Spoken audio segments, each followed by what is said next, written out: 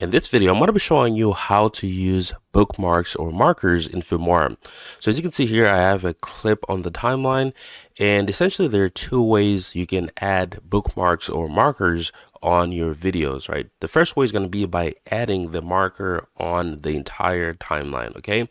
Now, for example, so this is our clip here. Let's say I was looking for a frame to come back and maybe cut the clip later, or maybe add an effect or transition. So let's say it was about right here. If I was going to add a marker here, I would make sure that I select the timeline. So the timeline is selected. Just click on here somewhere here on the top of the timeline, and you're going to go over to the toolbar underneath your preview window, and you're going to find this add marker button, or you can do a shortcut, which is M, to add the markers. So once I click add markers, I'm going to go ahead and add a marker on my timeline here. So if I can add as many as I want here. Okay, go back, let me add one more. So as you can see, we've added 3 different markers. So if I was going to go back to this area, I can just click on the marker. It'll bring the playhead where the marker is pointing. Okay, so same thing is for this one here. Now, the second way to add a marker is going to be to add it on the actual video itself, which is what I usually do if I'm, adding markers that are specific to a video.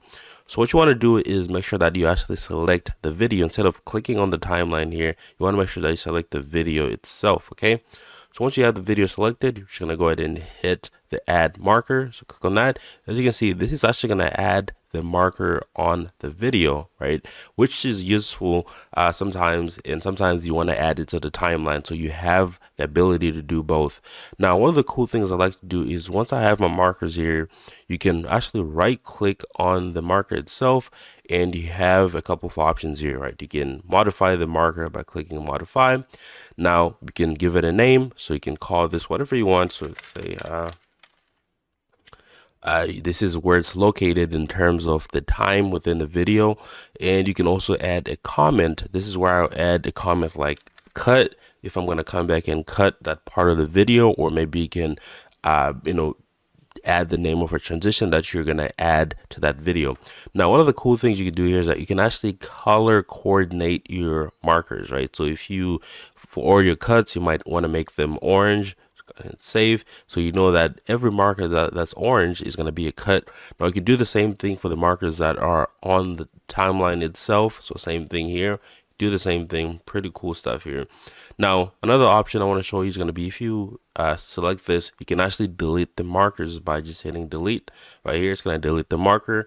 Now if you want to remove all of them, you also have the ability to do that. So let's do it on this one. I want to right click on the marker itself, go to delete all markers, right? So this is only going to delete all the markers that are on the timeline, right? So as you can see, the marker that is on the video is actually did not get deleted. That's because it's not going to be included in that delete all action. Okay.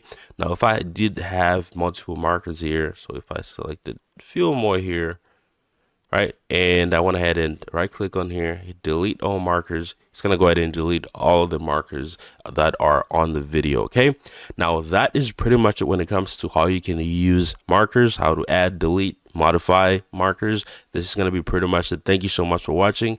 Make sure you go and hit the subscribe button below if you haven't already. I'll see you guys on the next one. Peace.